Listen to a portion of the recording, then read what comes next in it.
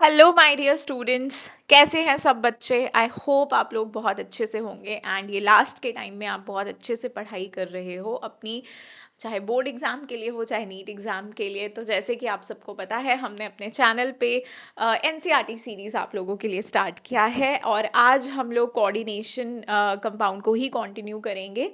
जो बच्चे मुझे फॉलो कर रहे हैं तो ऑलरेडी कोऑर्डिनेशन कंपाउंड हम लोग ने स्टार्ट किया है। आई होप आप पिछला वाला लेक्चर देख के आए होंगे। तो आज हम शुरू कर देते हैं। उससे कॉन्टिन्यूएशन में हमें करना है बेटा आइसोमेरिज्म। ठीक है जी। तो देखो, आइसोमेरिज्म क्या होते हैं। आइसोमर्स जैसा आप ऑर्गेनिक में पढ़ते हो, डिक्टो वही डेफिनेशन वही सारा मीनिंग आइसोमर्स का यहाँ पर भी होने वाला है। नथिंग डिफरेंट बट यस, कुछ अलग तरह के आइसोमेरिज्म आप यहाँ पर स्टडी करोगे। तो बेटा जैसे कि we all know that isomers are two और more compounds that have the same chemical formula। Chemical formula या मॉलिक्यूलर फॉर्मूला बोल लो, सेम होता है but different arrangement of atoms. Atoms का अरेंजमेंट डिफरेंट होता है लेकिन आपका जो मॉलिक्यूलर फॉर्मूला होता है वो सेम होता है। और ऐसे कंपाउंड्स को हम क्या कहते हैं, आइसोमर्स को, और इन फिनोमिना को हम आइसोमेरिज्म कहते हैं। All right, now because of the different arrangement of atoms they differ in one or more physical chemical properties। तो अगर बेटा जी स्ट्रक्चर डिफरेंट हो जाता है तो फिजिकल और केमिकल प्रॉपर्टीज में भी हम लोगों को डिफरेंसेस देखने को मिलते हैं। क्योंकि अगर एक कंपाउंड ऐसा है जिसकी स्ट्रक्चरल अरेंजमेंट डिफरेंट है, वो कुछ अलग तरह की प्रॉपर्टी शो करेगा। दूसरा मॉलिक्यूल जिसकी स्ट्रक्चरल अरेंजमेंट्स डिफरेंट है, वो किसी और तरह की प्रॉपर्टी शो करेगा। दे कैन बी फिजिकल और chemical. Now two principal type of isomerism among coordination जो हमें पढ़ना है बेटा, एक हमें स्टीरियो आइसोमेरिज्म पढ़ना है और एक हमें स्ट्रक्चरल पढ़ना है। तो जैसे कि ऑर्गेनिक में आप लोगों ने स्टीरियो के बेटा दो पार्ट किए थे, यहाँ भी आप दो करोगे, जियोमेट्रिकल जियोमेट्रिकल एंड ऑप्टिकल। तो ये दो पार्ट हम पढ़ने वाले हैं। एंड स्ट्रक्चरल में आप लिंकेज आइसोमेरिज्म पढ़ोगे, यहाँ कोऑर्डिनेशन आइसोमेरिज्म पढ़ोगे, आयनाइजेशन एंड सॉल्वेट आइसोमेरिज्म पढ़ोगे। ये चार आइसोमेरिज्म आपको यहाँ पर पढ़ने हैं। तो इन्होंने एनसीईआरटी में पहले स्टीरियो आइसोमेरिज्म मेंशन किया है, फिर स्ट्रक्चरल को एक्सप्लेन किया है। मैं आपको पहले स्ट्रक्चरल पढ़ाऊंगी, फिर हम स्टीरियो आइसोमेरिज्म पे वापस से आएंगे। तो चलो स्ट्रक्चरल देखते हैं हम लोग। Where is a structural isomerism, ये भी ऑप्टिकल। हाँ जी। तो देखो ये हो गया हमारा स्ट्रक्चरल से शुरू। सबसे पहली टाइप हमको बेटा क्या पढ़नी थी, लिंकेज आइसोमेरिज्म। लिंक कहाँ से लिंक हमारा चेंज होगा वो हम इसमें यहाँ पे देखेंगे। तो सबसे पहली पहचान तो बेटा लिंकेज आइसोमेरिज्म की है कि इसमें एम्बीडेंटेट लिगेंड का होना जरूरी है। तो ये बेटा अपनी अपनी एनसीईआरटीज में सारे मार्क कर लेंगे, सारे इसे मार्क कर लो। एम्बीडेंटेट लिगेंड, ये क्या हो रहा है, ये क्यों नहीं इस पे, लेट मी जस्ट चेक बेटा what is with this pen. चलो आ गया वापस, है ना। लिंकेज आइसोमेरिज्म देखो, सबसे पहले अपनी एनसीईआरटी में ये लाइन यहां से मार्क कर लो। एमबी आई थिंक इस पे नहीं वर्क करता है यहाँ पे, एम्बीडेंटेट लिगेंड। ठीक है, तो एम्बीडेंटेट लिगेंड का होना जरूरी है लिंकेज आइसोमेरिज्म में। A simple example is provided by complexes containing thiocyanate. अब ये थायोसाइनेट लिगेंड कैसे है, मैंने तुम्हें करवाया था ambidentate ligand. It is a type of monodentate ligand only, लेकिन इसके पास दो डोनर साइट्स होती हैं। तो कभी एक डोनर साइट से डोनेट कर देगा, कभी दूसरी से कर देगा। तो इसका जो लिंक होने का तरीका है बेटा वो बदल रहा है, इसीलिए हम इसको क्या कह रहे हैं, लिंकेज आइसोमेरिज्म। अब आप लोगों को यहाँ पर ये एग्जाम्पल दिया है, देखो कोबाल्ट NH3 5 NO2 Cl2 कह रहा है कि which is obtained as red form in which the nitrite ligand is bound through oxygen and as yellow form in which nitrate ligand is bound through nitrogen। अगर ये nitrogen वाली तरफ से bounded है तो इसका कलर हमारे पास, अब कलर कई बार याद नहीं रहता है बट एनसीईआरटी में मेंशन है, ये येलो कलर का होता है। Just to show that they have different properties, they are different compounds, एक येलो है एक रेड है। यहाँ तुम्हारा ये जो पर्टिकुलर लीगेंड है एम्बीडेंटेड लीगेंड, ये नाइट्रोजन से लिंक्ड है, और ये दूसरा कंपाउंड हमारा मैं बना देती हूँ यहाँ पे, ये मान लो तुम्हारा यहाँ पर ऑक्सीजन से लिंकेज है। NO2 में तुम्हें पता है नाइट्रोजन से भी लिंकेज हो सकता है, ऑक्सीजन से भी लिंकेज हो सकता है। तो जब ऑक्सीजन से लिंकेज होगा तो ये कुछ रेड कलर का कंपाउंड होगा। तो दोनों डिफरेंट है, लेकिन अगर हम सिर्फ मॉलिक्यूलर फॉर्मूला लिखें हमें लगेगा यार सेम कंपाउंड है, but they are actually different. तो जहां एम्बीडेंटेड लिगेंड आएगा बेटा, वहां हम उन्हें क्या बोलेंगे, this is linkage isomerism. I hope this is clear to you people. अब इसके बाद आ जाओ तुम नेक्स्ट टाइप के आइसोमेरिज्म पे, दैट इज कोऑर्डिनेशन आइसोमेरिज्म। तो देखो कोऑर्डिनेशन आइसोमेरिज्म किस में होगा, कुछ इस तरह के तुम्हें जो कॉम्प्लेक्सेस दिखेंगे, दो दो कॉम्प्लेक्स होंगे। इनमें the type of isomerism arises from the interchange of ligands. यहाँ दो कॉम्प्लेक्सेस हैं एंड दो कॉम्प्लेक्सेस के अंदर तुम्हारे लीगेंड्स ही इंटरचेंज हो रहे हैं, right. Interchange of ligands between cationic and anionic entities, जैसे बेटा इन्होंने एग्जाम्पल में यहाँ पे दिया, एग्जाम्पल से ही ऐसी चीजें समझ में आती हैं, राइट। आप कह रहे हो कि ये जो लीगेंड है, ये जो लीगेंड है आपस में ये एक्सचेंज हो जाएं, ये तुम्हारा कैसा है, कैटाइनिक कॉम्प्लेक्स है, ये वाला एनाइनिक, क्योंकि हम कैटाइन को पहले लिखते हैं एनाइन को बाद में लिखते हैं। इन कैटाइनिक एनाइनिक में कह रहा है तुम्हारा लीगेंड अगर चेंज हो जाए तो ऐसे टाइप के आइसोमेरिज्म को हम कोऑर्डिनेशन कह रहे हैं। तो अब आप देखो इन्होंने लीगेंड को कैसे चेंज कर दिया इस पर्टिकुलर कॉम्प्लेक्स में।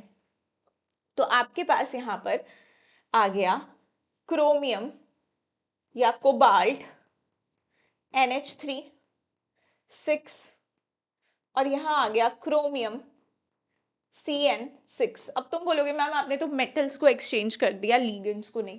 देखो बेटा हम लोगों के पास, अगर मैं इसे बाद में लिख देती, मान लो मैं इधर कर देती, इधर अपना क्या कर देती, NH3 6 कर देती कोबाल्ट के साथ, यहाँ पे मैं लिख देती कोबाल्ट, और फिर मैं लिख देती यहाँ पे, मैंने बोल दिया कि कोबाल्ट के साथ मैंने बस लीगेंड बदला, मैंने यहाँ पे लिख दिया NH3 6, ठीक है जी, इस तरह से लिख दिया।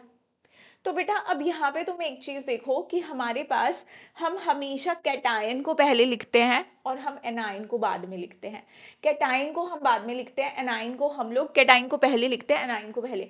तो इसीलिए कोई फर्क नहीं पड़ता है कि मैंने कोबाल्ट वाले को पहले लिख दिया, क्रोमियम वाले को बाद में लिख दिया, इससे हमारी चीजें नहीं बदलेंगी। क्योंकि तुम देखो ना इस कॉम्प्लेक्स पे, अगर इस कॉम्प्लेक्स पे तुम्हारा 3+ चार्ज है, अगर मैं तुम्हें इसकी एवरेज ऑक्सीडेशन स्टेट निकालने को बोलूं, कैसे निकालोगे तुम? देखो इसको फिर से समझ ही लो, मैंने जब तुम्हें नेमिंग करवाई थी तो मैंने कैसे बोला था तुमको, कैसे समझाया था तुमको? कहाँ गया पेन, ये रहा। क्रोमियम पे मान लो X, क्रोमियम का हमें ऑक्सीडेशन स्टेट निकालना है X। अमोनिया का तुम्हें पता है कितना होता है चार्ज, 0, तो 600 प्लस कोबाल्ट का X, साइनाइड पे -1 तो 6 है, तो हमारे पास क्या आ गया, -6 इक्वल्स टू 0। तो यहाँ से तुम्हारे पास क्या आ गया, 2x is equal to 6, x is equal to 3, ठीक है जी 3। तो इसका मतलब अगर ये पहला कैटाइनिक कॉम्प्लेक्स है, ये एनाइनिक, तो इस पे चार्ज होगा +3, इस पे चार्ज होगा तुम्हारा -3। और अगर तुम्हारे पास यहाँ पर -3 चार्ज है, तो देखो कोबाल्ट की तभी ऑक्सीडेशन स्टेट +3 होगी ना, तभी +3 होगी, और इसकी इसकी इसके यहाँ पे क्या है, +3 चार्ज है, इसका चार्ज 0 है, तो तभी क्रोमियम की ऑक्सीडेशन स्टेट +3 होगी। अब तुम चाहे लीगेंड्स को एक्सचेंज कर रहे हो, तुम लीगेंड्स को एक्सचेंज कर रहे हो, लेकिन तुम्हारे पास जो ऑक्सीडेशन स्टेट है मेटल की वो चेंज नहीं होनी चाहिए। तुम लीगेंड्स का एक्सचेंज कर दोगे लेकिन oxidation state should remain same, वो नहीं बदलनी चाहिए। तो देखो अब अगर मैं ऐसे लिख देती कि क्रोमियम के साथ आ गया CN6, ठीक है जी, और इस पे आ गया तुम्हारा कोबाल्ट के साथ आ गया तुम्हारा NH3 6। तो बेटा तुम खुद देखो यहाँ पर, फिर तो अगर मेरे को क्रोमियम की +3 ही सोचनी है तो इस पे तो चार्ज 3 नेगेटिव आना चाहिए, इस पे पॉजिटिव। तो हम कभी भी ऐसा नहीं करते हैं कि कैटायन को बाद में लिखेंगे एनाइन को, इसीलिए हम इस कॉम्प्लेक्स को पहले लिखेंगे, कोबाल्ट NH3 6 3+, और फिर क्रोमियम CN6 3 नेगेटिव। एक ही बात है, ऐसे लिखो वैसे लिखो, लेकिन कैटाइन को हम पहले मेंशन करते हैं, ठीक है, इसीलिए तुम्हारी बुक में भी तुमको इस तरह से लिखा हुआ मिलेगा। ठीक है जी, क्रोमियम NH3 6, मतलब इन्होंने कोबाल्ट NH3 ले लिया था, एक ही बात है, ठीक है, ऐसे ले लो ऐसे ले लो, एक ही बात है। तो ये इस टाइप का आइसोमेरिज्म के कैसे होगा, कैसे पहचान जाओगे कोऑर्डिनेशन टाइप के आइसोमेरिज्म को? तुम्हें ये कॉम्प्लेक्सेस दिखेंगे, कैटाइनिक एनाइनिक, कैटाइन पार्ट भी कॉम्प्लेक्स होगा, एनाइन पार्ट भी कॉम्प्लेक्स होगा, और उनके बीच में लिगेंड्स के एक्सचेंज को हम लोग क्या बोल देंगे, कोऑर्डिनेशन आइसोमेरिज्म। ठीक है जी, ये समझ में आ गया हमें। अब आ जाओ next, this form of isomerism, ये आयनाइजेशन आइसोमेरिज्म है। This form of isomerism arises when the counter ion in a complex salt is itself a potential ligand and can displace a ligand which can then become the counter ion। देखो यहां पर अगर तुम देखो, ये तुम्हारा क्या पार्ट है, ये वाला पार्ट मैम हमारा कैटाइनिक पार्ट है, ये एनाइनिक पार्ट है, यहाँ पे ये कैटाइनिक, यहाँ पे ये एनाइन, ये तो तुम्हारी कोऑर्डिनेशन एंटिटी है, ये तो तुम्हारी कोऑर्डिनेशन एंटिटी है, ये तुम्हारा काउंटर आयन है, ठीक है, ये तुम्हारा काउंटर आयन है। अब कह रहा है कि तुम्हारे पास ये जो आयनाइजेशन आइसोमेरिज्म है, ये ऐसे ही नहीं होगा।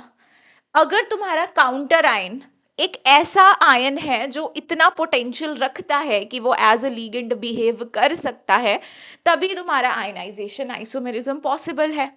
ऐसे ही थोड़ी हो जाएगा कि बाहर कोई भी आयन है और लीगेंड बनने की उसका पोटेंशियल है नहीं है और वो अंदर जाके लीगेंड बन जाएगा।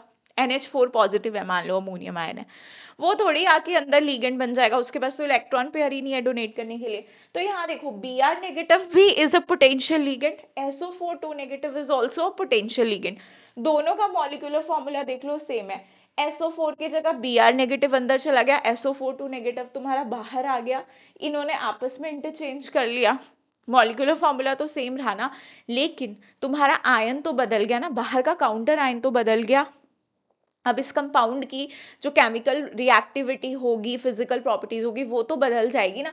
तुम इसको पानी में डालोगे, तुम इस वाले कंपाउंड को पानी में डालते हो, है ना, तो ये Br नेगेटिव आयन हमारे क्या हो जाएंगे, Br नेगेटिव आयन्स अपनी आइडेंटिटी, ये सॉल्ट ये जो पार्ट है ये लूज नहीं करेगा, लेकिन Br नेगेटिव आयन पानी में आ जाएंगे।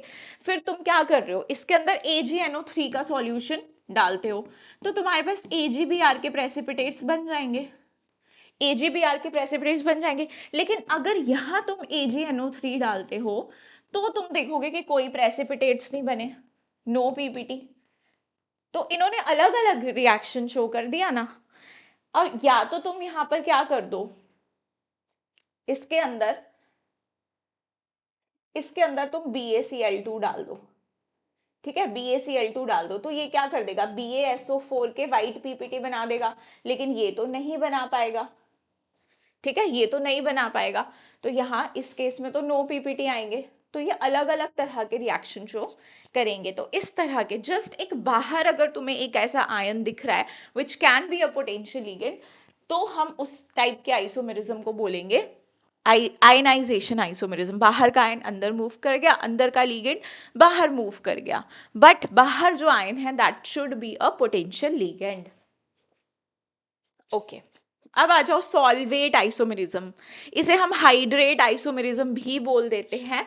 अगर तुम्हारा वाटर एज अ सॉल्वेंट है, अगर तुम यहाँ पे वाटर को यूज कर रहे हो as a solvent, this is similar to ionisation isomerism. Solvate isomers differ by whether और not a solvent molecule is directly bonded to metal ion और merely present as a free solvent molecules in the crystal lattice. इसको समझाती हूँ मैं तुमको, जैसे ये है क्रोमियम, इन्होंने एग्जाम्पल दिया H2O6 Cl3, इसमें भी देखो सिमिलर बोला इन्होंने आयनाइजेशन आइसोमेरिज्म से, क्योंकि यहाँ पे भी जो बाहर आयन है that should be a potential ligand, ताकि वो अंदर मूव कर सके, अपने इलेक्ट्रॉन डोनेट कर सके, क्योंकि अंदर वाटर इसको इलेक्ट्रॉन डोनेट कर रहा है, तो बाहर से हम ऐसा आयन नहीं भेज सकते जिसके पास इलेक्ट्रॉन्स ही नहीं है देने को।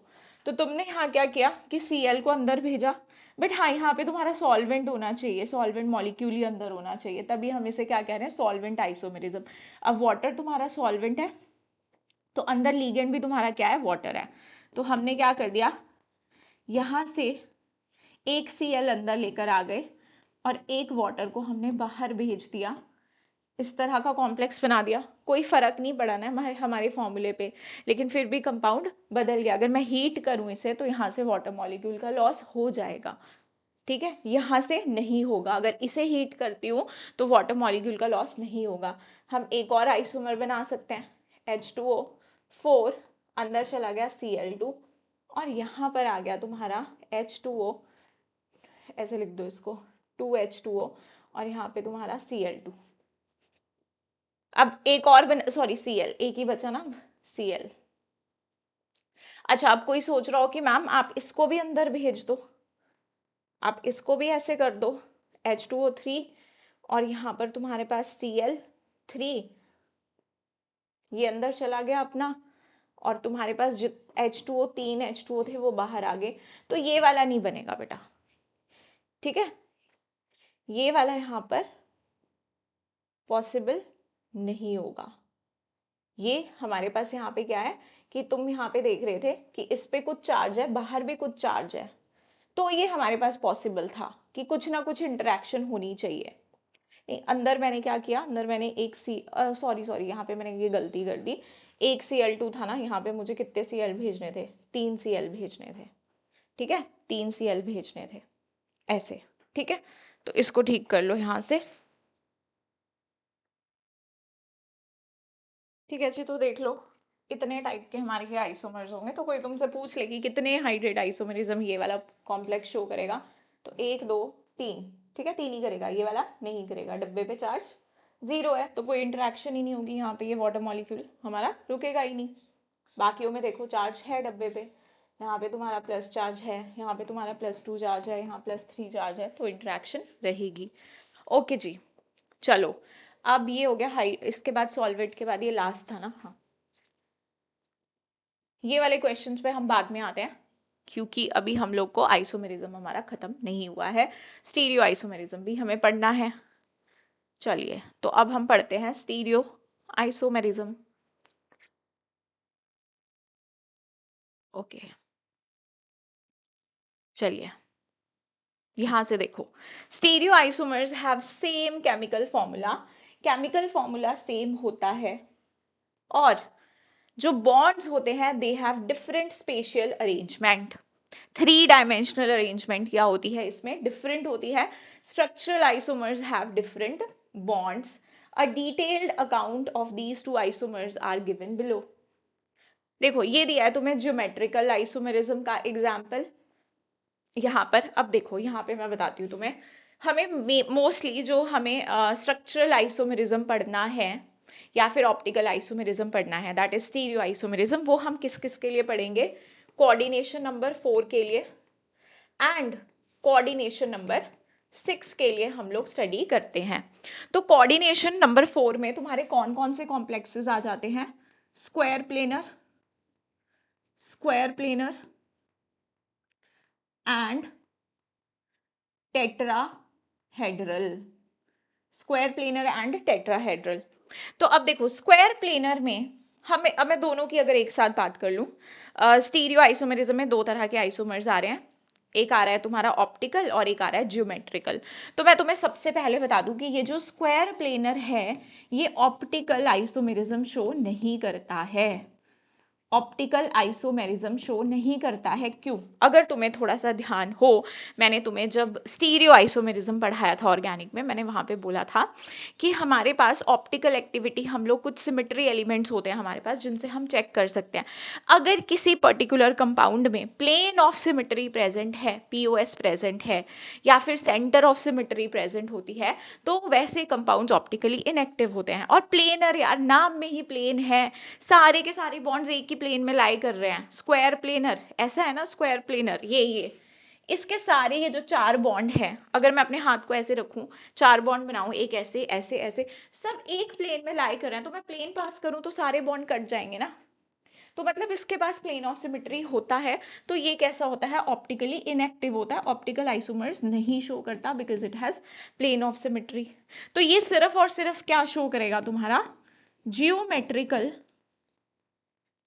आइसोमेरिज्म, जियोमेट्रिकल आइसोमेरिज्म शो करेगा। टेट्राहेड्रल तुम्हारा जियोमेट्रिकल आइसोमेरिज्म शो नहीं करता, ये जीआई शो नहीं करता है भाई, क्योंकि इसके सारे बॉन्ड एंगल सेम है। यहाँ तो डिफरेंट है बॉन्ड एंगल, देखो यहाँ इन दोनों के बीच में 90 डिग्री का एंगल है, जो डायगोनल वाले बॉन्ड है उनके बीच में 180 का एंगल है स्क्वायर प्लेनर में। लेकिन टेट्राहेड्रल की तुम बात करो, तुम इसमें सिस ट्रांस कैसे बनाओगे भाई, सारे एंगल 19 के हैं। तुम बोलो कि ये ए मैम पास में है, इनको आप सिस बोल दो, ये बी पास में है, इनको आप बोल दो सिस। फिर आप बोलो कि अच्छा मैम आप एक काम करो, बी यहाँ लगा दो, ए यहाँ लगा दो, इसको आप ट्रांस बोल दो। अरे भाई ये सबका एंगल, इस ए और ए तुम्हें दिखता ऐसा है, बट 3 डायमेंशनली अगर तुम टेट्राहेड्रल को इमेजिन करोगे, इन सारे बॉन्ड्स का एंगल सेम है, तो एडजेसेंट एटम्स के बीच में अगर एंगल ही सेम है तो सिस ट्रांस कैसे बोल पाओगे, तुम नहीं बोल सकते ना। तो टेट्राहेड्रल तुम्हारा जियोमेट्रिकल नहीं शो करता, लेकिन हाँ ऑप्टिकल आइसोमेरिज्म ये शो करता है। लेकिन कब, ये चीज तुम ऑर्गेनिक में बहुत अच्छे से पढ़ चुके हो, जब एक ही कायरल सेंटर, एक ही तुम्हारा कार्बन है और वो एसिमेट्रिक है, ए बी इस पे अलग अलग ग्रुप्स जुड़े हुए हैं, तब तुम इसे क्या बोलोगे, क्योंकि इसमें पीओएस आ ही नहीं सकता, सीओएस आ ही नहीं सकता। जब एक कार्बन पे, एक टेट्राहेड्रल कार्बन में एक ही कार्बन है, उस पे चारों के चारों ग्रुप डिफरेंट होते हैं, तब वो ऑप्टिकल एक्टिविटी शो करता है। तो उस टाइम पे हम बोलेंगे कि टेट्राहेड्रल वाला जब ऐसा केस होगा कि एक मेटल होगा और उसके साथ ए बी सी डी अलग अलग लीगेंड्स प्रेजेंट होंगे, तब वो ऑप्टिकल आइसोमेरिज्म शो करेगा। ये ऑप्टिकली नेगेटिव भी पढ़ सकते हो तुम इसे, ऑप्टिकली ऑप्टिकल आइसोमेरिज्म शो करेगा क्योंकि ये ऑप्टिकली एक्टिव है। इतनी बात समझ में आ गई कि कौन क्या शो करेगा। तो कभी भी स्क्वायर प्लेनर में ऑप्टिकल आइसोमेरिज्म तुम्हें देखने की जरूरत नहीं है। अब जीआई कैसे देखेंगे मैम, तो जीआई भी देखते हैं। ये एग्जाम्पल है एक जीआई का, और यहाँ पे लिख के बताती हूँ तुम्हें, थ्योरी है, फिर से तुम्हें वो एग्जाम्पल दिखा दूंगी। This type of isomerism arises in heteroleptic complexes only. Heteroleptic मतलब लीगेंड्स अलग अलग होने चाहिए भाई, ऐसे ही थोड़ी आ जाएगा। अगर होमोलेप्टिक है, कोई कॉम्प्लेक्स है, मान लो तुम्हारे पास कुछ MA4 टाइप का स्क्वायर प्लेनर कॉम्प्लेक्स है, ये मैं क्या कर रही हूँ स्क्वायर प्लेनर, क्योंकि हमें जीआई देखना है। अब इसमें जब तुम सोचो मेटल के अराउंड सारे ही लीगेंड सेम है, ये होमोलेप्टिक टाइप का है, तो इसमें कैसे आएगा भाई, इसमें कैसे आ जाएगा, इसमें तुम सिस ट्रांस कैसे बनाओगे, तो ये जीआई शो नहीं करेगा। अब तुम ले लो मैम MA3B टाइप का, ये मैं स्मॉल में जो लीगेंड्स दिखा रही हूँ, इसको तुम यूनिडेंटेट मान के चलोगे कि मैम यहाँ पे यूनिडेंटेट लीगेंड्स ले रही हैं। अब तुम इसमें बनाओ, कैसे बनाओगे सिस ट्रांस, बना लो सिस ट्रांस, नहीं बनेगा तो जीआई शो नहीं करेगा। फिर बनाओ तुम MA2B2, तो मैम ये बन जाएगा, क्योंकि आप एक बार ऐसे लगा दो। अब देखो सेम सेम टाइप के ग्रुप एक ही तरफ है, ये इनके बीच का एंगल है 90 डिग्री, सेम टाइप के ग्रुप तुम्हारे 90 डिग्री के एंगल पे है। एक मैं ऐसे भी बना सकती हूँ, इन सेम टाइप के ग्रुप्स को एडजेसेंट पोजीशन पे लगा दिया, इनके बीच का एंगल है 180 डिग्री, ये डायगोनली है। तो स्पेशियल अरेंजमेंट चेंज हुई, टेट्राहेड्रल में समझ में आया क्यों नहीं हो रही थी स्पेशियल अरेंजमेंट चेंज, क्योंकि सारे एंगल्स तुम्हारे क्या थे, सेम थे। तो ये तुम्हारा सिस हो गया, ये तुम्हारा ट्रांस हो गया। तो यस इसमें जीआई पॉसिबल है, दो ज्योमेट्रिकल आइसोमर्स इसके पॉसिबल है। कितने, एक दो। अब मैं तुम बोलो मैम आप इसमें ऐसा कर देते, MA B3 कर देते, तो भी एक ही बात है बेटा, या सेम A रख लो या B रख लो, A कर लो, वो सेम ही चीज है। इतनी कॉमन सेंस तुम लगा लेना, ठीक है। अब यहाँ पे देखो मैम ABCD टाइप के बता दो कितने बनेंगे। तुम ऐसे भी देखो, बिना ड्रॉ किए भी तुम बता सकते हो, इनके ना जोड़े बना दो कि A और B तुम 180 डिग्री पे रख रहे हो, C और D तुम 180 डिग्री पे। ये जो मैंने ब्रैकेट लगा दी, इसका मतलब A और B मैंने 180 डिग्री पे रखे हैं। अब मैं क्या कर सकती हूँ, एक बार A के सामने C रख सकती हूँ और B के साथ D रख सकती हूँ। अच्छा मैं A के साथ D भी तो रख सकती थी ना, इनको भी डायगोनली रख सकती थी। इसके 3 जीआई पॉसिबल होंगे, बना के देख लो, अलग अलग अरेंजमेंट्स बनेगी। इसमें सिस ट्रांस नहीं बोल सकते, बट सारे बॉन्ड्स डिफरेंट डिफरेंट तो बनेंगे ना, डिफरेंट डिफरेंट अरेंजमेंट होगी 3 डायमेंशनली। तो 3 ज्योमेट्रिकल आइसोमर्स तुम्हारे इसके बनेंगे। इन्होंने बोला है other square planar complex of type MABXL, MABXL यही हो गया MABCD, where this shows 3 isomers, देखो बनाऊं, अगर मैं इसके बना ही लेते हैं, क्या बोल रही हूँ मैं, एक बार एम ऐसे रखा तुमने और ए बी को रखा डायगनली, एक बार तुमने सी डी को रखा डायगनली, ठीक है ऐसे। अब एक बार तुमने क्या किया, ए और सी को डायगनली रखा, बी और डी को डायगनली रखा, एक बार तुम ए और डी को डायगनली रख रहे हो और एक बार तुम बी और सी को। तो देखो डिफरेंट अरेंजमेंट हो गया, यहाँ ए के सामने सी आ रहा था, यहाँ ए के सामने बी, यहाँ पर तुम देखो डी के सामने सी, यहाँ पे ए के सामने बी आ रहा है, लेकिन यहाँ पे सी वाला बॉन्ड इधर है, डी वाला बॉन्ड इधर है।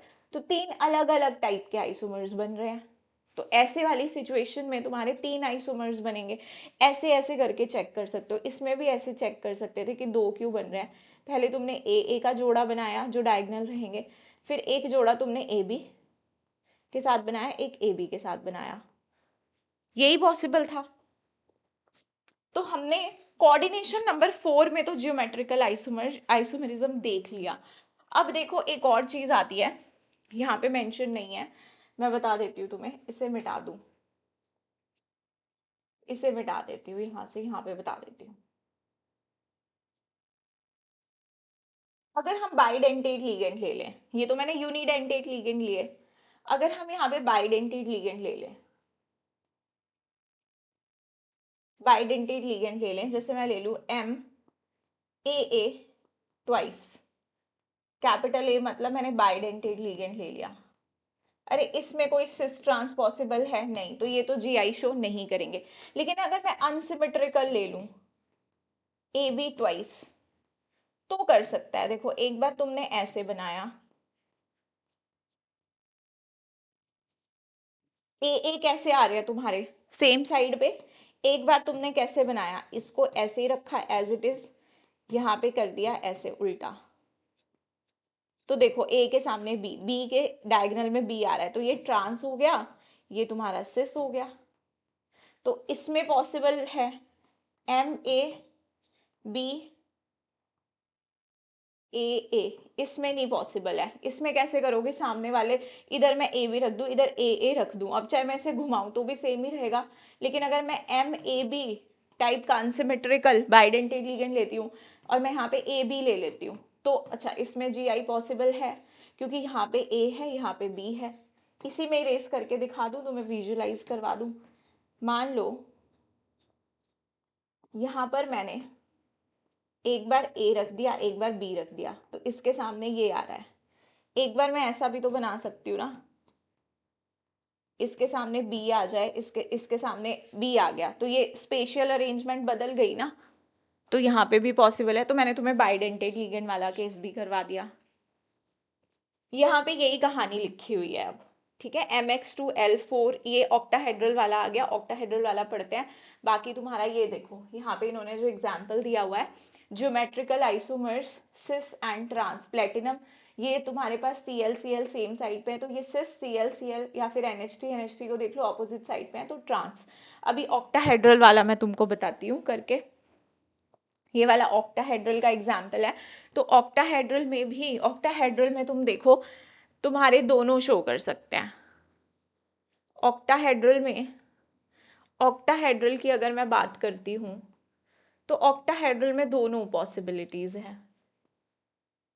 ऑक्टाहेड्रल में तुम्हारा ऑप्टिकल आइसोमेरिज्म भी हो सकता है, ऑप्टिकल भी हो सकता है, एंड तुम्हारा जीआई भी हो सकता है, ज्योमेट्रिकल भी हो सकता है, दोनों स्टीरियो आइसोमर्स पॉसिबल हैं। लेकिन यहाँ पे भी हमेशा ऑप्टिकल होगा, ये पॉसिबिलिटी नहीं होती है।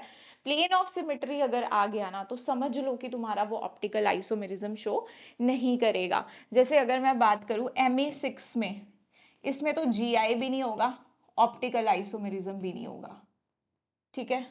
MA5 6 लिगेंड होंगे ना अगर ऑक्टाहेड्रल की बात कर रहे हैं तो ये नहीं होगा। अच्छा फिर MA4 B2 टाइप का कर लिया, तो GI होगा, लेकिन ऑप्टिकल एक्टिविटी नहीं होगी। देख लो कैसे नहीं होगी बेटा, ये ए, ये ए, ये ए, ये ए, ये तुमने बी लगा दिया, तो प्लेन ऑफ सिमेट्री आ जाएगा ना। प्लेन ऑफ सिमेट्री आ गया तो ऑप्टिकल एक्टिविटी पॉसिबल ही नहीं हो पाएगी। अब जितने केस मैंने तुम्हें लिखवा दिए उतने ही तुम्हारे पेपर में आएंगे, उससे ज़्यादा नहीं आएंगे, तो उसको तुम याद भी रख सकते हो। फिर तुम्हारे पास आ गया MA4BC टाइप का, ये दोनों बदल दिए तो इसमें भी GI आ जाएगा, लेकिन ऑप्टिकल आइसोमेरिज्म नहीं आएगा, क्योंकि B और C वाले प्लेन से अगर मैं प्लेन पास करूंगी तो बाकी प्लेन ऑफ सिमेट्री आ जाएगा, इसमें इसमें भी नहीं आएगा। फिर MA3B3 टाइप का, ये यूनिडेंटेट लिगेंड लिए हैं, अभी ध्यान रहे। बाइडेंटेट के साथ आ जाएगी ऑप्टिकल एक्टिविटी, अभी यूनिडेंटेट की बात कर रही हूँ।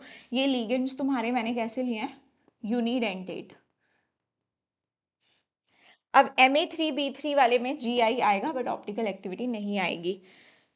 अब देखो कैसे कैसे आएगा, इसमें से MA4BC वाला केस तुम्हारा बना हुआ है, ये देखो, ये MA4BC वाला केस ही है। ये अमोनिया हो गए, चार चार अमोनिया हो गए, और ये तुम्हारा सॉरी ये B2 वाला केस है, MA4B2 वाला केस है, दो तुम्हारे Cl हो गए।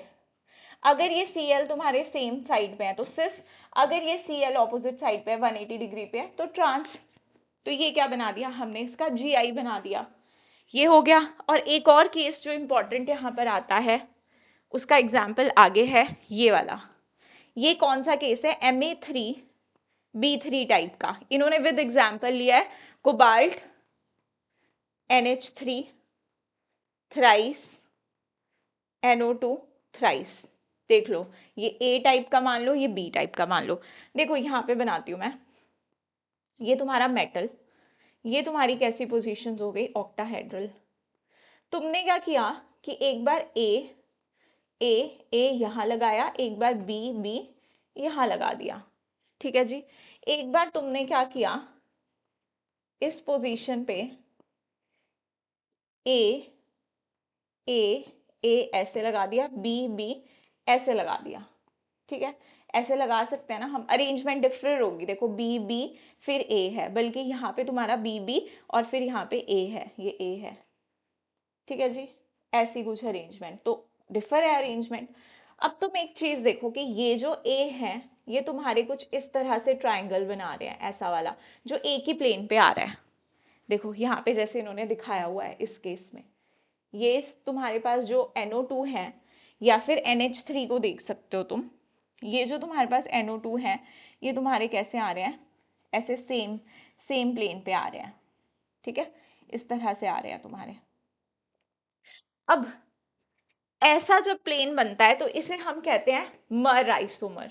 मर मतलब मर मत जा, मेरीडोनियल, इससे दिख जाएगा, मेरीडोनियल, मेरीडोनियल या मर आइसोमर बोल देते हैं। इसे बोलते हैं फेशियल या फैक। फैक में क्या होता है, देखो कि तुम्हारे पास ये जैसे ये ए है, ये तुम्हारे इस तरह से ट्राइंगल बनाएंगे जो तुम्हारा ऐसा कुछ बनेगा। बी के साथ भी बना सकते हो, यहाँ पे बी था, ये ए, तीन ए तो बना दिए, यहाँ पे ये बी था, ये इस तरह से। तुम इसको ऐसे भी इमेजिन कर सकते हो कि तुम्हें ये दोनों लाइनें ऐसे पैरेलल जाती हुई दिख रही हैं। फेशियल में तुम्हें ये दोनों लाइनें ऐसी पैरेलल जाती हुई दिख रही हैं, लेकिन यहाँ पर अगर तुम देखते हो इस केस में, ए वाले केस में, यहाँ पर अगर तुम इसका भी बनाते हो, इसका भी बनाते हो ऐसे, तो ये दोनों कुछ तुम लोगों को इंटरसेक्टिंग सी दिखेंगी, ये लाइंस इंटरसेक्ट होती हुई दिखेंगी, ये तुम्हारी क्या हो जाएगी, मेरीडोनियल, ठीक है। तो यहाँ पे देखो ये लिखता है हमारे पास कि if three donor atoms of the same ligands occupy adjacent position at the corners of the octahedral face, we have facial. When the position are around the meridian of the octahedron, the position is meridonial. ये इस वाली position को बोलता है meridional, और इसे जब ये फेसेस पे हैं, इसे क्या बोलता है, ये फेशियल। ऑक्टाहेड्रल के फेसेस पे जब हमारे ग्रुप्स प्रेजेंट है तो इसे ये क्या बोलता है, फेशियल। तो ये MA3B3 टाइप के कॉम्प्लेक्सेस में तुम्हें ये फैक और मर आइसोमर देखने को मिलेंगे, और क्वेश्चन हमसे पूछा जा सकता है। तो यहाँ तक तुम्हारी बात हो गई यूनिडेंटेट लिगेंड के साथ। हमें कोऑर्डिनेशन नंबर 6 में किस किस टाइप के आइसोमर्स देखने को मिल रहे हैं, ज्योमेट्रिकल आइसोमर्स देखने को मिल रहे हैं। अब आ जाओ तुम अपना बाइडेंटेट लिगेंड पे। यहाँ पे देखो ये एग्जाम्पल जो दिया है इसने बाइडेंटेट लिगेंड का दिया है, यहीं पे बताती हूँ तुम्हें।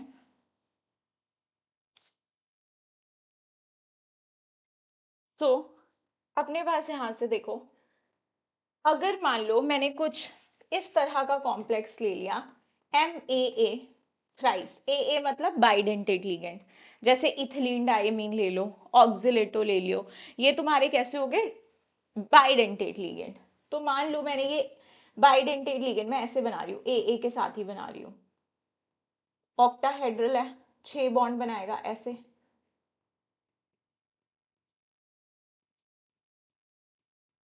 अच्छा, अब तुम्हें वो लगेगा कि मैम इसमें तो पीओएस प्रेजेंट है, ये ऑप्टिकल आइसोमेरिज्म कैसे शो करेगा।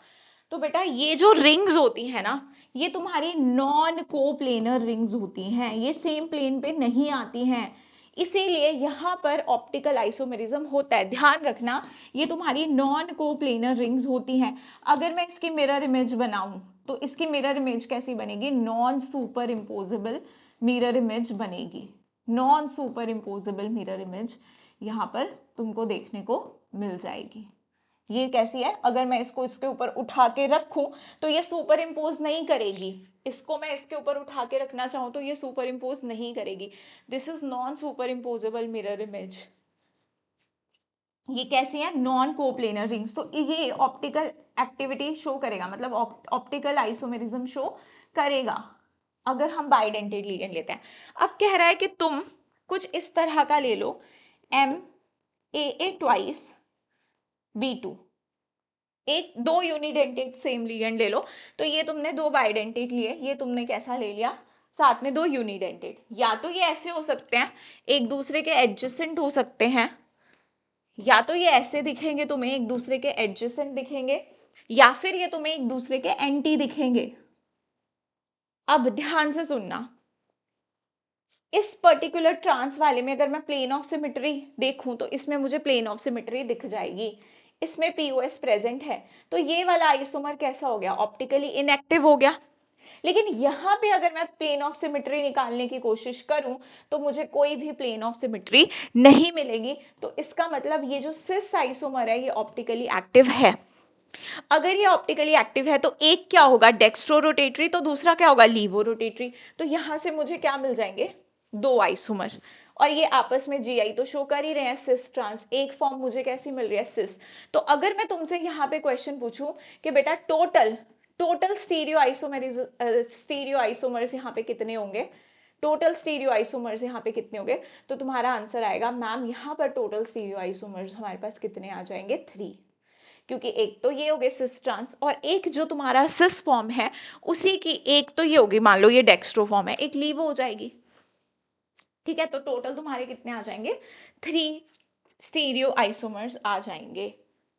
अब पूछ रहा है why is geometrical isomerism not possible in tetrahedral complexes having two different types of unidentate ligands coordinated to the central atom. भाई कैसे होगा, मुझे ये बताओ, उसमें सारे बॉन्ड एंगल सेम है। Tetrahedral complexes do not show geometrical isomers because the relative positions of unidentate ligands attached to the central metal atom are the same with respect to each other। क्योंकि सारे के सारे bond angle तुम्हारे same है तो उनके लिए सारी पोजीशन ही सेम रहेगी। ठीक है, ये मैंने तुम्हें पहले ही समझा दिया था। अब यहाँ देखो, इन्होंने वही चीज एक्सप्लेन करी है, ये मैं तुम्हें बता चुकी, MAA थ्राइस एग्जाम्पल लेके ये चीज समझाई थी। ये तुम्हारी कैसी है, नॉन कोप्लेनर रिंग्स है भाई। तो यहाँ पे कोई पीओएस प्रेजेंट नहीं है, ये दोनों आपस में नॉन सुपर इम्पोजेबल है, एक अगर डेक्स्ट्रो है तो लीवो है। तो ये ऑप्टिकल आइसोमेरिज्म शो कर रहा है। और इन्हें हम क्या बोलेंगे आपस में, इनएंशियोमर। अगर ये non superimposable mirror images बनती हैं तो इन्हें हम क्या बोलते हैं, इनएंशियोमर्स बोलते हैं। ये सारी बातें ऑप्टिकल आइसोमेरिज्म में ज़्यादा डिटेल में पढ़ी हुई हैं तुमने।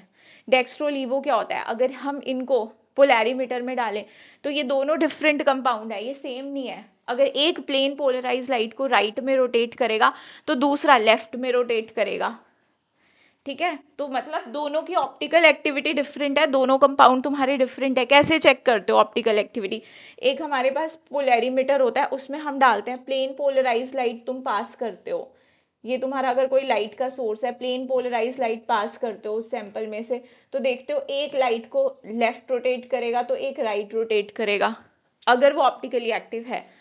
अगर नहीं है तो नहीं करेगा प्लेन पोलराइज लाइट को रोटेट।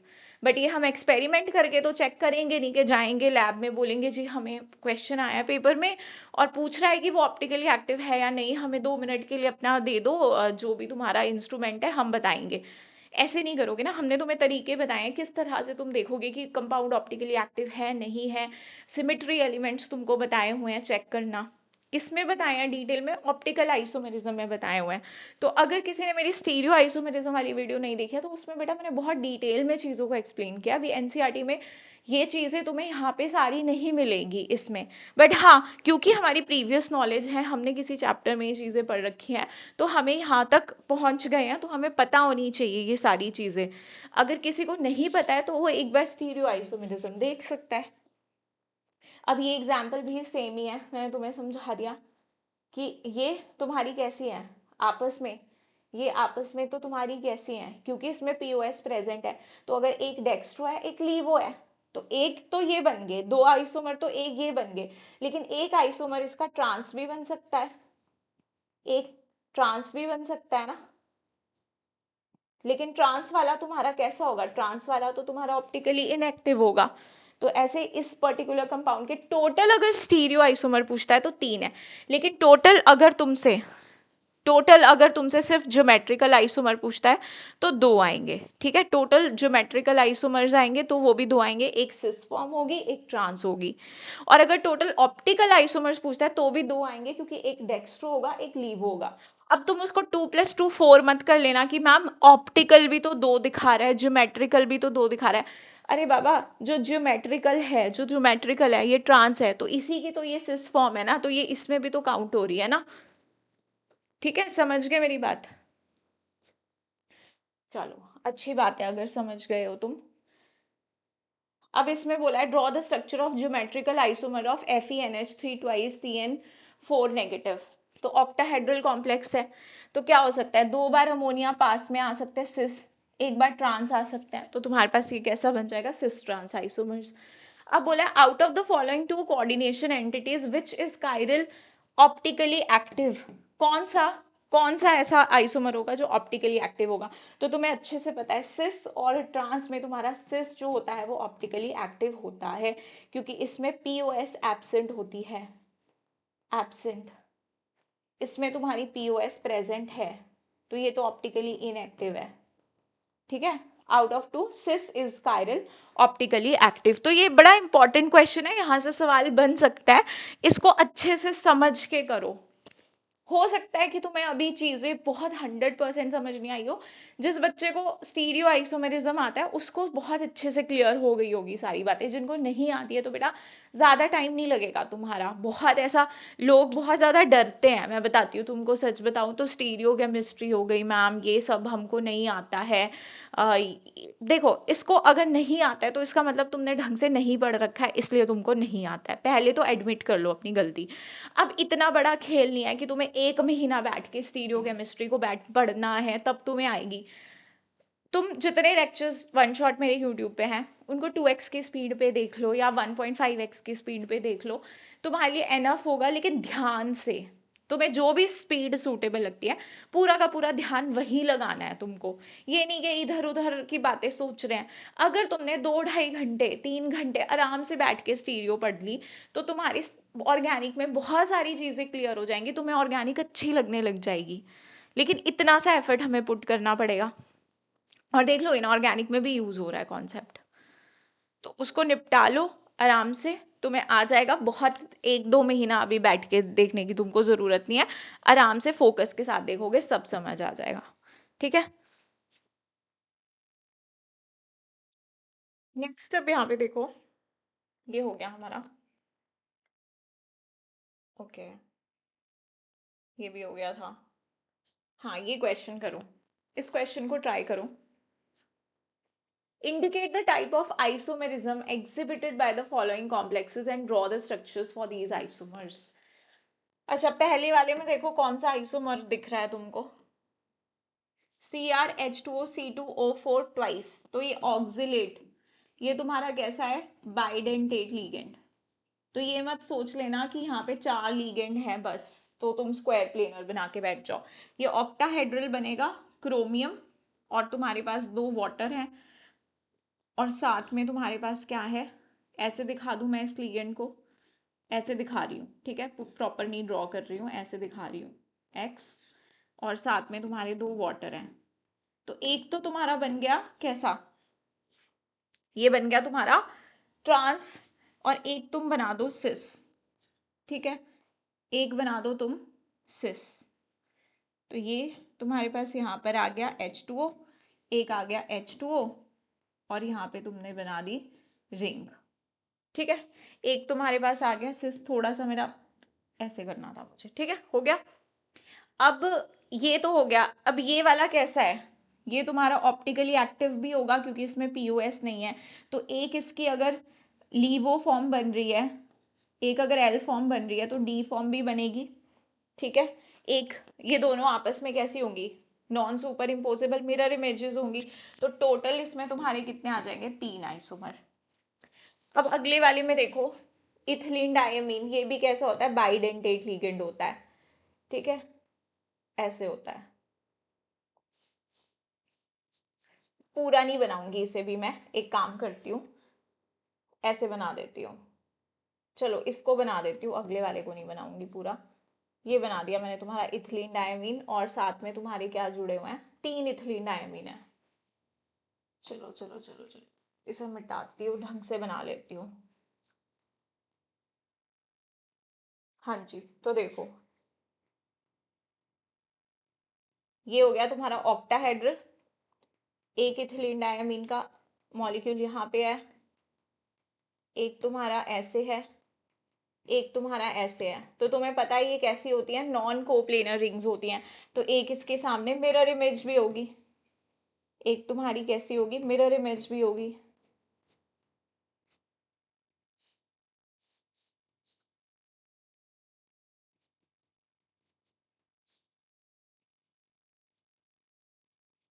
ठीक है, ये दोनों आपस में मिरर इमेजेस हैं। तो यहाँ पे कौन सा आइसोमेरिज्म हो रहा है, ऑप्टिकल। इसमें दोनों थे, ऑप्टिकल भी था और तुम्हारा जीआई भी था, सिस ट्रांसफॉर्म भी बन रही थी। नीचे वाला देखो NO2 है, NO3 है, तो ये आपस में एक्सचेंज हो सकता है ना लिगेंड्स का। तो ये तुम्हारा आयनाइजेशन आइसोमर हो सकता है। और NO2 देखो एक एम्बीडेंटेट लिगेंड है, तो ये लिंकेज आइसोमर भी हो सकता है, ठीक है, लिंकेज भी हो सकता है। ये देखो PTNH3H2O Cl2, प्लेटिनम है, 4 कोऑर्डिनेशन नंबर है। एक बार तुम्हारे Cl 90 डिग्री के एंगल पे आगे, एक बार Cl को 180 डिग्री के एंगल पे, ये तो पीछे ही ड्रॉ भी हुआ था, ठीक है। तो यहाँ पे ये सिस ट्रांस शो करेगा, मतलब ये GI शो करेगा। अब कह रहा है give evidence that CONH3ClSO4 and CONH35SO4Cl are ionization isomers। तो आयनाइजेशन है क्योंकि भाई ये जो तुम्हारा बाहर है ये अंदर चला गया और अंदर वाला बाहर आ गया। अब ये अगर ये इनमें ये एक्सचेंज हो रहा है, ये अलग अलग स्पीशीज है, तो अगर तुम यहाँ पर डालो BaCl2 तो तुम्हें BaSO4 के प्रेसिपिटेट मिल जाएंगे, जबकि यहाँ पे तुम्हें नहीं मिलेंगे BaCl2 डालने पे। लेकिन अगर यहाँ पे तुम AgNO3 डालोगे तो तुम्हें AgCl के प्रेसिपिटेट मिलेंगे, लेकिन ये AgCl के साथ कोई पीपीटी नहीं बनाएगा और ये तुम्हारा BaCl2 के साथ कोई पीपीटी नहीं बनाएगा, ठीक है जी। तो ये एविडेंस हम दे सकते हैं। अब आ जाओ तुम अपना, ये वर्नर थ्योरी के बारे में लिखा हुआ है कुछ, हाँ, कि Werner was first to describe the bonding. हमने वर्नर थ्योरी पढ़ ली थी, लेकिन बता रहा है कि वर्नर बहुत सारी चीज़ें एक्सप्लेन नहीं कर पाया था, तो इसीलिए हमें नेक्स्ट थ्योरी की ज़रूरत पड़ती है। जैसे कि why certain elements possesses remarkable property of coordination compounds, why bonds in coordination compounds have directional properties. उस टाइम पे ये सारी चीज़ें नहीं पता थी कि ये डायरेक्शनल प्रॉपर्टीज क्यों शो कर रहा है इसका बॉन्ड, ये सारी बातें हम लोग को वहाँ पे नहीं पता थी, क्योंकि उसने तो प्राइमरी वैलेंसी सेकेंडरी वैलेंसी के टर्म्स में बातें की थी। उसने तो ये भी नहीं बोला था कि सेकेंडरी वैलेंसी कोऑर्डिनेशन नंबर है, वो तो हमें पता है। अब उसको तो कोऑर्डिनेट बॉन्ड वगैरह के बारे में भी चीज़ें नहीं मालूम थी। Why coordination compounds have characteristic magnetic and optical properties की भी उसने कोई बात नहीं करी थी। अब कह रहा है many approaches have been put forth to explain the nature of bonding in coordination compounds via valence bond theory, crystal field theory, ligand field theory and molecular orbital theory। तो ये तो तुम्हारे सिलेबस में नहीं है, लेकिन CFT और VBT हमको पढ़नी है। We shall focus our attention, इसने लिख दिया कि VBT और CFT पे ही हम अपनी अटेंशन ज़्यादा रखेंगे। तो अब हम पहले जो पढ़ने वाले हैं वो हम पढ़ने वाले हैं VBT। ठीक है, अब कह रहा है कि according to this theory metal atom और ion under the influence of ligand can use its n-1d ns np और ns np nd orbitals for hybridization to yield a set of equivalent orbitals of definite geometry। जैसे हमने chemical bonding में पढ़ा था hybridisation का concept, क्या होता था, इक्विवेलेंट एनर्जी के ऑर्बिटल्स आपस में मिक्स होके हमें सिमिलर एनर्जी का के ऑर्बिटल्स बना के दे देते थे, जिनकी शेप साइज सब कुछ सेम होता था। अब ये कह रहा है कि ऐसा ही यहाँ पर होने वाला है इस थ्योरी में, लेकिन ये सिर्फ और सिर्फ अपने वेकेंट ऑर्बिटल को यूज करेगा।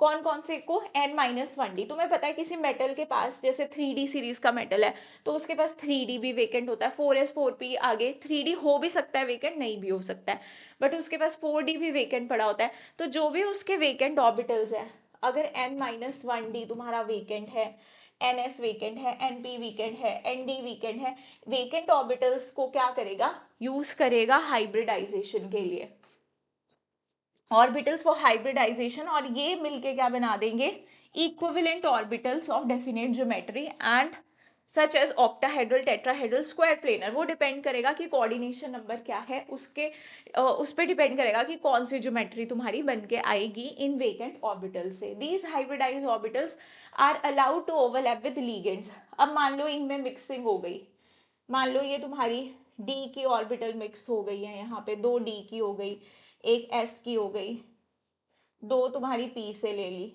ये इनमें आपस में मिक्सिंग हो गई, डी में हो गई, एस में हो गई, तो ये क्या बना देगा, 2d की हो गई, एक एस की हो गई, तो ये बना देगा DsP2 टाइप की। मान लो एक, अगर एक डी की हो गई मान लो, तो DsP2, अगर 2d की होती तो डी D2, और 3sp की हो जाती तो D2sp3। अगर एक s की मिक्सिंग होती, 3p की होती, तो ये मिलके sp3 बना देता, जिनकी शेप सबकी सेम होती। और अगर तीन ऑर्बिटल्स आपस में, अगर चार ऑर्बिटल्स आपस में मिक्स हो रहे हैं, तो चार ही नए हाइब्रिड ऑर्बिटल्स निकल के आएंगे। ये सारी चीजें हमने केमिकल बॉन्डिंग में पढ़ी थी। मान लो कि एक s का ऑर्बिटल, एक p का ऑर्बिटल आपस में मिक्स हो रहा है, कितने मिक्स हो रहे हैं, दो, तो कितने बन के आएंगे, दो नए ऑर्बिटल मिलके आएंगे जिनकी शक्ल सेम। इनकी शक्ल कैसी थी, डिफरेंट, अब इनकी शक्ल कैसी है, सेम। ये था s, ये p, इनके जो ये आगे हमने हाइब्रिडाइज ऑर्बिटल बनाई है, इनसे ही मिलके नाम आएगा s और p से, ये sp, ये sp। तो दो एटॉमिक ऑर्बिटल्स कंबाइन करके दो हाइब्रिडाइज ऑर्बिटल्स बनाती है, सेम एनर्जी, सेम सिमेट्री, हर चीज सेम होती है, और उनका नाम उन्हीं से मिलके आता है, s और p मिक्स हुए तो sp sp। अब ये अपने आप को इस तरह से अरेंज करके आती हैं, इस तरह से अरेंज करके आती हैं कि इनमें रिपल्शन जो है वो मिनिमम हो। तो कब मिनिमम होगी, ये अपने आप को कुछ इस तरह से अरेंज करके आएगी, इस तरह से 180 डिग्री के एंगल पे इन्होंने अपने आप को अरेंज कर लिया, इस एंगल पे मिनिमम रिपल्शन होगी। इसी तरह से अगर तीन होगी तो 120 डिग्री के एंगल पे आएगी, चार होगी तो 109.5 डिग्री के एंगल पे अपने आप को अलाइन करके आएगी। तो ये सारी चीजें हैं, लेकिन हाइब्रिडाइजेशन में हम बोल रहे थे कि हमें फर्क नहीं पड़ता ऑर्बिटल फुली फिल्ड है, हाफ फिल्ड है, वेकेंट है, हर टाइप के ऑर्बिटल जो है वो मिक्सिंग में जा रही है। लेकिन यहाँ पे जो वेकेंट ऑर्बिटल्स हैं सिर्फ वो मिक्सिंग में जा रही है, वो प्रोड्यूस कर रही हैं अपने हाइब्रिड ऑर्बिटल। अब देखो इसको कैसे करना है, तो जब आपका कोऑर्डिनेशन नंबर 4 होता है तो उसमें कौन सी हाइब्रिडाइजेशन हो रही थी बेटा, sp3, ज्योमेट्री कैसी होती थी, टेट्राहेड्रल। 4 में एक और तुम ज्योमेट्री देखते हो, दैट इज स्क्वायर प्लेनर, और जिसकी हाइब्रिडाइजेशन होती है DsP2। ये D को यूज कर रहे हैं, एक D खाली था अंदर, उसको यूज करा है। और 5 के लिए sp3d हो सकती है, दैट इज ट्राइगोनल बाइपिरामिडल, हमने पढ़ी है। 6 sp3d2 हो सकती है, 6 के लिए d2sp3 भी हो सकती है। यहाँ ये d बाहर वाला यूज हुआ है, यहाँ अंदर वाला d यूज हुआ है। ये दोनों ही कैसे हैं, ऑक्टाहेड्रल हैं, एक sp3d2 है, एक d2sp3 है। अभी देखेंगे अंदर वाला d यूज होता है तो उसको क्या बोलते हैं, बाहर वाला d यूज होता है तो उसको क्या बोलते हैं। अब आ जाओ नेक्स्ट। अब यहाँ पे इन्होंने बोला है it is usually possible to predict geometry of the complex from the knowledge of its magnetic behaviour. वैसे तो ज्योमेट्री हम मैग्नेटिक बिहेवियर हमें पता चल रहा है फिर प्रिडिक्ट करते हैं, लेकिन यहाँ पर क्योंकि हम लोग ऐसा तो कर नहीं सकते कि मैग्नेटिक बिहेवियर पता करें, तो जो भी हमारी नॉलेज है हम उससे पता करेंगे कि किस तरह से हमारी जो ज्योमेट्री हो सकती है किसी कॉम्प्लेक्स की हो सकती है। बैलेंस बॉन्ड थ्योरी लेकिन क्या यूज करती है, मैग्नेटिक बिहेवियर से पता करती है। In the diamagnetic octahedral complex cobalt NH3 6 3 positive, the cobalt ion is in +3 oxidation state. फिर उसकी इलेक्ट्रॉन कॉन्फ़िगरेशन. अब ये सारी बातें जो इन्होंने पैराग्राफ में लिखी है वो मैं तुम्हें वैसे ही बता दूंगी. तो देखो ये कॉम्प्लेक्स लिया इन्होंने कोबाल्ट NH3 6 3+, ये कॉम्प्लेक्स ले लिया. अब कोबाल्ट पे कितना चार्ज है? +3. क्या तुम्हें कोबाल्ट का एटॉमिक नंबर पता है? That is 27. तो कॉन्फ़िगरेशन क्या हो जाएगी? 3d7 4s2. मैंने बोला है आगे वाले को s में भर दिया करो, पीछे वाले को d में भर दिया करो. एक्सेप्शन में नहीं चलेगा बट बाकी सब में चलेगा. अब 3 इलेक्ट्रॉन निकल गए तो 3d6. अब इन्होंने क्या बना दिया? 3d6. अब देखो कोबाल्ट जब भी तुम्हारा +3 ऑक्सीडेशन स्टेट में होगा, कोबाल्ट जब भी +3 ऑक्सीडेशन स्टेट में होगा, उसके साथ चाहे ऑक्सीजन डोनर वाले लीगेंड होंगे या नाइट्रोजन डोनर वाले लीगेंड्स होंगे, वो सारे स्ट्रॉन्ग फील्ड की तरह बिहेव करते हैं. तो ये जो NH3 है, ये जो कॉम्प्लेक्स है तुम्हारा, ये NH3 जो है ये थोड़ा बॉर्डर लाइन वाला लीगेंड है. जो लीगेंड्स होते हैं ना वो दो तरह के हो सकते हैं. VBT उसके बारे में बात नहीं करती है लेकिन CFT करती है. दो तरह के लीगेंड्स होते हैं, एक स्ट्रॉन्ग फील्ड लीगेंड और एक वीक फील्ड लीगेंड.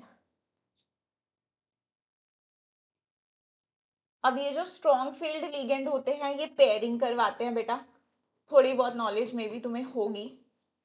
और वीक फील्ड वाले नहीं करवा पाते पेयरिंग. कैसे याद रख सकते हैं भाई? तुम्हारे पास कार्बन, ये जो ऑक्सीजन हो गया, हेलोजन हो गया, हेलोजन ऑक्सीजन डोनर वाले होते हैं, ये कैसे होता है? वीक फील्ड होते हैं, वीक फील्ड लीगेंड होते हैं. ठीक है. अब तुम्हारे पास जो कार्बन डोनर होते हैं या नाइट्रोजन डोनर होते हैं वो कैसे बिहेव करते हैं? स्ट्रॉन्ग फील्ड की तरह बिहेव करते हैं,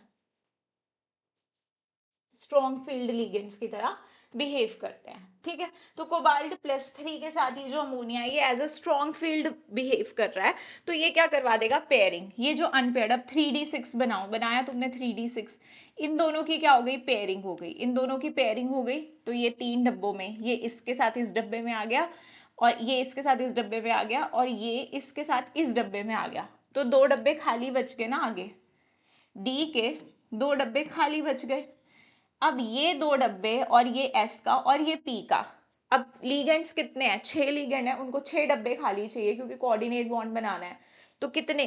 1 2 3 4 5 6. तो क्या हाइब्रिडाइजेशन आ जाएगी? D2sp3 हाइब्रिडाइजेशन बन जाएगी. अब क्योंकि यहाँ पे अंदर वाला D यूज हुआ है, देखो 4p के बाद भी तो 4d होगा ना, उसको यूज करने की जरूरत तो नहीं पड़ी.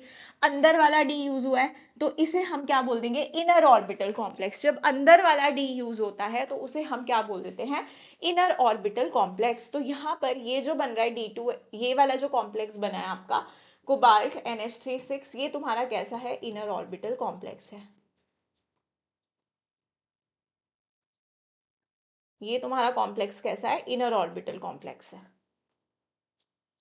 अब कह रहा है 6 pairs of electrons 1 from each NH3 molecule occupy 6 hybrid orbitals. वही स्टोरी है, वही तुम्हें इनर ऑर्बिटल कॉम्प्लेक्स बताया. और इनर ऑर्बिटल कॉम्प्लेक्सेस को हम लो स्पिन और स्पिन पेयर्ड कॉम्प्लेक्सेस भी बोल देते हैं.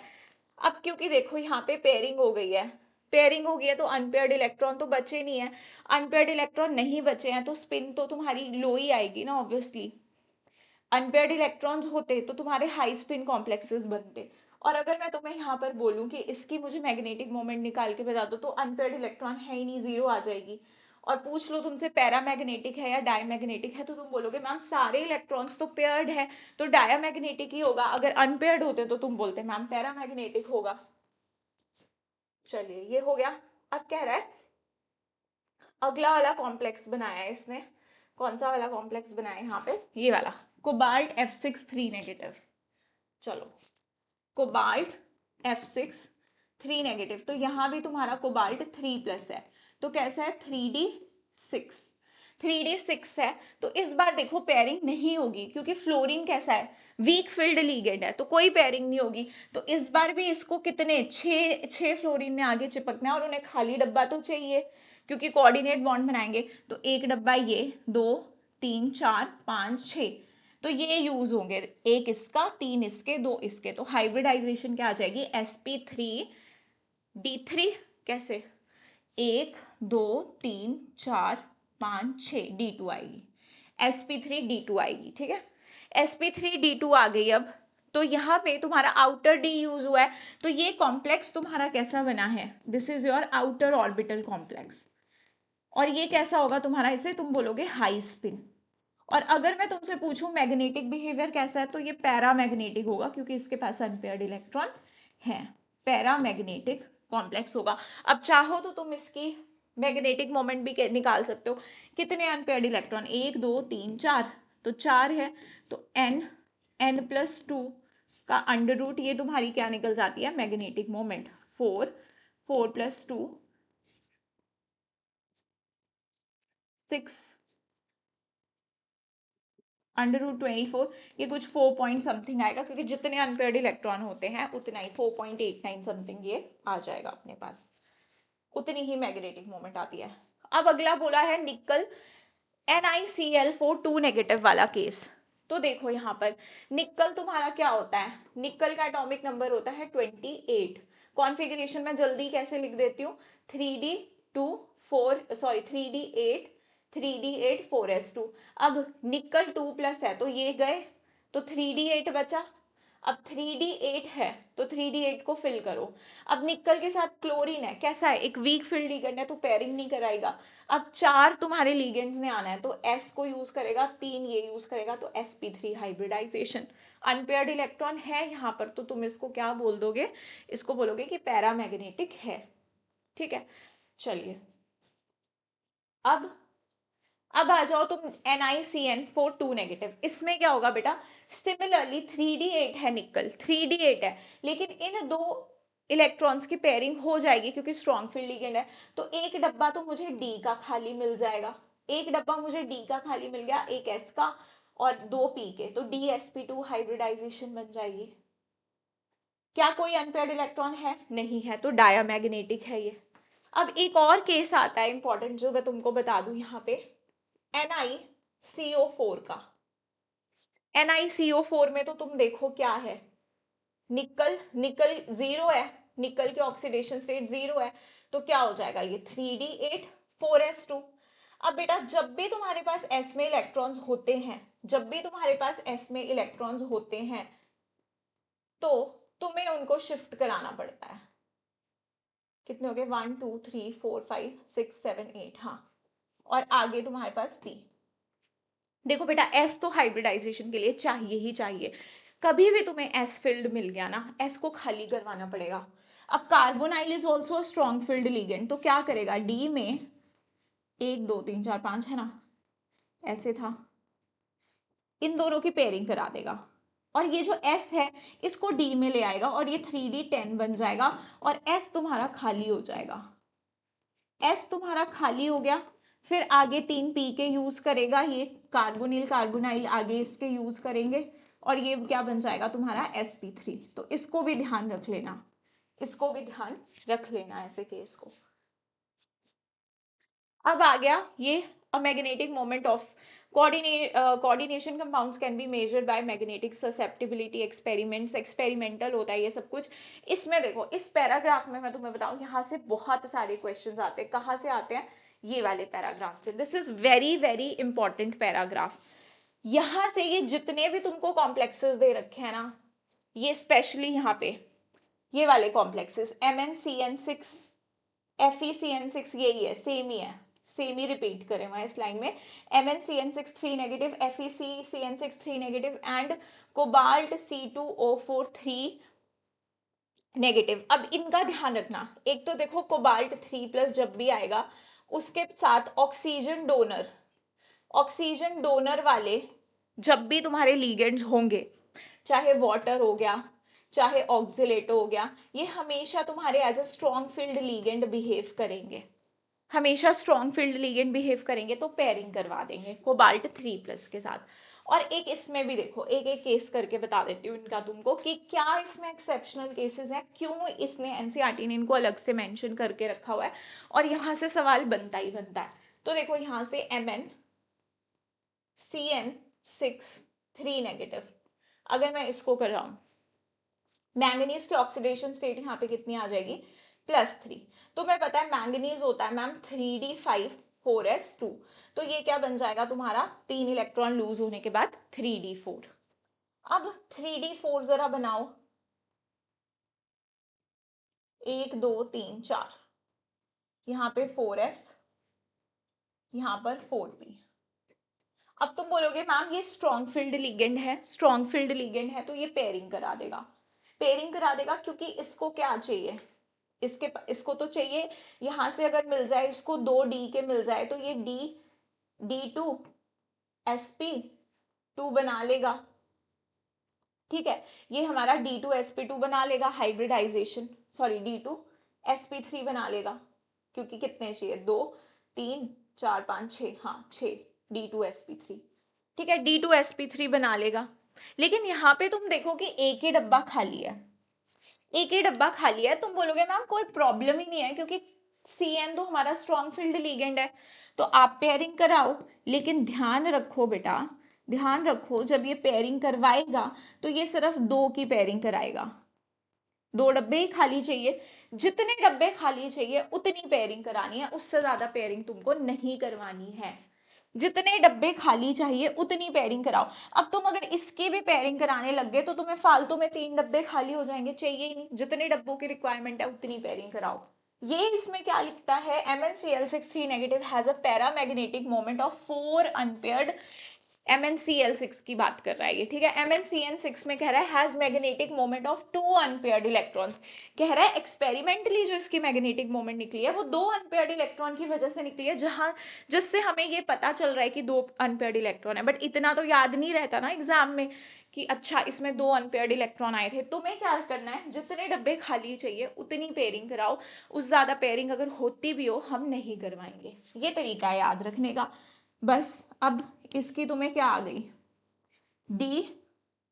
D2sp3, 6 साइनाइड आके लग जाएंगे तुम्हारे, D2sp3, और 2 अनपेयर्ड इलेक्ट्रॉन की वजह से मैग्नेटिक मोमेंट तुम्हारी 2 पॉइंट समथिंग आ जाएगी, ऐसा करेंगे। अब कह रहे हैं FeCN6 3 नेगेटिव में क्या होगा, देखो Fe तुम्हारा यहाँ पे कितना आ जाएगा 3+, और तुम्हें पता है Fe क्या होता है 26, दैट इज 3d6 4s2, तो ये क्या आ जाएगा 3d5 आ जाएगा ना, ये तो 3d5 आ जाएगा, और इसके साथ भी साइनाइड जो है वो लिंक्ड है। आगे तुम्हारे क्या पड़े हैं, S और P खाली पड़े हैं। अब कह रहा है कि जो तुम्हारा यहाँ पर FeCN6 3 नेगेटिव है has a magnetic moment of a single unpaired electron, single unpaired electron क्यों भाई, क्योंकि साइनाइड पेयरिंग कराएगा। अब यहाँ भी पेयरिंग, इसको 2 डब्बे खाली चाहिए ना D2sp3 के लिए, तो इसकी पेयरिंग हो, इन दोनों की पेयरिंग हो गई, ठीक है, मान लो इसे मैंने खाली रखा, इन दोनों की पेयरिंग हो गई, इन दोनों की पेयरिंग हो गई, ठीक है, तो भी हमारे पास देखो, तो भी हमारे पास 2 डब्बे खाली बच गए, लेकिन एक तो अनपेयर्ड बचेगा, 5 है ना यार, पेयरिंग हो जाएगी तो 4 ही पेयर, 2 ही पेयर बन पाएंगे ना, 4 ही इलेक्ट्रॉन पेयर में जाएंगे, एक तो बच ही जाएगा। तो एक जो मैग्नेटिक मोमेंट आ रही थी वो एक अनपेयर्ड इलेक्ट्रॉन की वजह से आ रही थी, और मैंने तुम्हें बोला ऐसे क्वेश्चंस में जब भी स्ट्रॉन्ग फील्ड लिगेंड होगा और उस केस में पेयरिंग हो सकेगी, तुम उतनी ही पेयरिंग कराओगे जितने तुम्हें डब्बे रिक्वायर्ड होंगे। तो यहाँ पे भी तुम्हारा D2sp3 बन जाएगा, D2sp3 बन जाएगा, बात समझ में आई। तो ये केस हो गया, ये इसलिए इंपॉर्टेंट है क्योंकि कई बार ये नहीं चमकते हैं, ये अनपेयर्ड इलेक्ट्रॉन कितने छोड़ने हैं। उसके बाद एक और इन्होंने लिखा है कोबाल्ट वाला, कोबाल्ट में याद रख लो कि तुम्हारा ये कोबाल्ट 3+ है, क्या होती है कोबाल्ट की कॉन्फ़िगरेशन 3d7 4s2, है ना, 3d7 4s2 27 होता है, तो 3 इलेक्ट्रॉन गए तो ये क्या बन गया 3d6, 1 2 3 4 5 6, 3d6। अब ये भी पेयरिंग करा देगा, ये जो ऑक्सिलेटो लिगेंड है तुम्हारा ये पेयरिंग करा देगा, ये पेयरिंग करवा देगा, तो 1 2 3 4 और ये 2 डब्बे खाली हो जाएंगे। कोबाल्ट 3+ के साथ तुम्हारे ऑक्सीजन डोनर वाले लिगेंड्स कैसे बिहेव करेंगे? स्ट्रॉन्ग फील्ड लिगेंड बिहेव करेंगे, याद रख लेना। ठीक है, अच्छा ये हमने क्या था, D2sp2 ये हो गया। ठीक है, ओके, ये भी हो गया, कोई केस छोड़ा नहीं ना मैंने। एनसीईआरटी के ये जो 3 केसेस है ना तुम्हारे, इनको प्लीज अच्छे से कर लो। ये जो मैंने लास्ट के अंडरलाइन किए हैं, इनको प्लीज अच्छे से कर लेना, ये भूलना मत, क्योंकि कई बार जब तुम क्वेश्चन करते हो, गलती तुम्हें, तुम सब कुछ सही अप्लाई करते हो, लेकिन गलती तुम्हारी वहां होती है जहां पे तुमने कुछ चीजें तुम्हें ऐसी बताई होती है कि कुछ एक्सेप्शनल सा बिहेवियर है, और वो तुम्हें याद नहीं रहता, तुम अपने प्रॉपर रूल्स लगा रहे होते हो, बट तुम भूल जाते हो कि कुछ एक्सेप्शनल बिहेवियर बताए गए थे तुमको। अगर उनको याद रख लोगे तो तुम्हारा वीबीटी से कोई भी क्वेश्चन गलत नहीं होगा। चलो, अब बोला है spin only magnetic moment of MnBr42 negative is 5.9 Bohr magneton. 5.9 मतलब कुछ 5 अनपेयर्ड इलेक्ट्रॉन होंगे इसके पास। Predict the geometry, geometry predict कर लोगे, वैसे वीक फील्ड लिगेंड है। Mn2+ मतलब 3d5, Mn2+ मतलब 3d5, तो 3d तो पूरा भरा ही है, और मैग्नेटिक मोमेंट भी इसकी 5 अनपेयर्ड की वजह से आ रही है, तो आगे का S और ये P यूज होंगे तो sp3 बन जाएगा, है ना। कह रहा है कोऑर्डिनेशन नंबर ऑफ मैग्नीज 2+ आयनीज 4, तो टेट्राहेड्रल हो सकता है या स्क्वायर प्लेनर हो सकता है, but the fact that magnetic moment is 5.9 it should be tetrahedral, क्योंकि तभी बन पाएगा ना, उस sp3 तभी बनेगा जब ये अनपेयर्ड रहेंगे। अगर पेयरिंग हो जाती तो थोड़ी sp3 होता, और वैसे भी ब्रोमीन वीक फील्ड है। अब कह रहा है while VBT to larger extent explains the formation of structures and magnetic behaviour of coordination compounds, it suffers from the following shortcomings. इसकी लिमिटेशंस है, आ सकती हैं क्वेश्चन ट्रू फॉल्स टाइप में। It involves a number of assumptions, बहुत सारी assumption है। It does not give quantitative interpretation of magnetic data. It does not explain the color exhibited by coordination compounds, color की बात नहीं करता है। It does not give quantitative interpretation of thermodynamic or kinetic stabilities of coordination compound. It does not make exact predictions regarding tetrahedral and square planar structures of 4 coordinate complexes. It does not distinguish between weak and strong field ligands. ये week और strong field ligands की कोई बात नहीं करता, ये कहता है ऐसी मैग्नेटिक मोमेंट आ रही है तो इस तरह से होना चाहिए। तो और बहुत सारी एजम्पशंस इस थ्योरी में ली गई है। सो हम लोग के फिर जो नेक्स्ट थ्योरी आएगी क्रिस्टल फील्ड थ्योरी, वो हमारी बातें करती है, जैसे weak field strong field ligand कैसे हुए, इन सारी चीज़ों की एक्सप्लेनेशन वो वाली थ्योरी देती है। लेकिन वीबीटी इतना ज़्यादा चीज़ों को एक्सप्लेन नहीं कर पाती है, तो ये पॉइंट्स भी तुम्हें ध्यान में रखने पड़ते हैं कि क्यों पड़ी हमें सीएफटी की जरूरत, वीबीटी ने क्या क्या एक्सप्लेन नहीं किया। ठीक है, तो आज हम कोऑर्डिनेशन कंपाउंड्स में यहीं तक करेंगे, बाकी जो बच गया हमारा पोर्शन, सीएफटी बच गई है, मेटल कार्बोनाइल्स बच गया, उसको हम नेक्स्ट पार्ट में करेंगे। Okay, thank you so much.